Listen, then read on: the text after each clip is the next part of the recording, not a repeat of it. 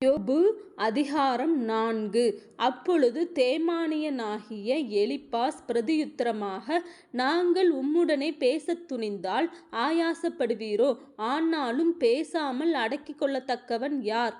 இதோ, நீர் அநேகருக்கு புத்தி சொல்லி இளைத்த கைகளை திடப்படுத்தினீர். விழுகிறவனை உம்முடைய வார்த்தைகளால் நிற்க பண்ணி தள்ளாடுகிற முழங்கால்களை பலப்படுத்தினீர். இப்பொழுதோ துன்பம் உமக்கு நேரிட்டபடியினால் ஆயாசப்படுகிறீர். அது உம்மை தொட்டதினால் கலங்குகிறீர். உம்முடைய தேவ பக்தி உம்முடைய உறுதியாயும் உம்முடைய வழிகளின் உத்தமம் உம்முடைய நம்பிக்கையாயும் இருக்க வேண்டியதல்லவோ? குற்றமில்லாமல் அழிந்தவன் உண்டோ? சன்மார்க்கர் அதம் பண்ணப்பட்டது எப்போ?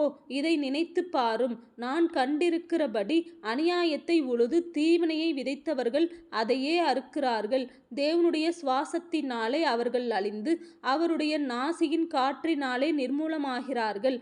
சிங்கத்தின் கெர்ச்சிப்பும் துஷ்ட சிங்கத்தின் முழக்கமும் அடங்கும். பால சிங்கங்களின் பற்களும் தகர்ந்து போம். கிளச்சிங்கம் இரை இல்லாமையால் மாண்டு போம். பால சிங்கங்கள் சிதறுண்டு போம். இப்போதும் ஒரு வார்த்தை என்னிடத்தில் இரகசியமாய் அறிவிக்கப்பட்டது.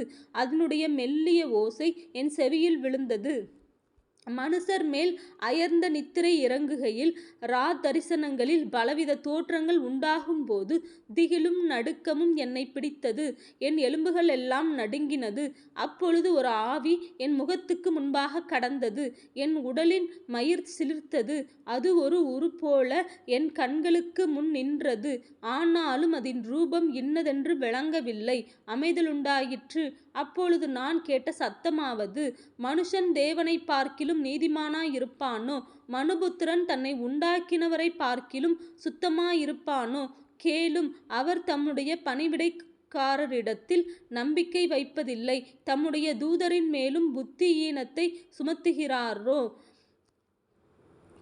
புழுதியில் அஸ்திபாரம் போட்டு மண் வீடுகளில் வாசம் பண்ணி பொட்டு பூச்சியால் அரிக்கப்படுகிறவர்கள் மேல் அவர் நம்பிக்கை வைப்பது எப்படி?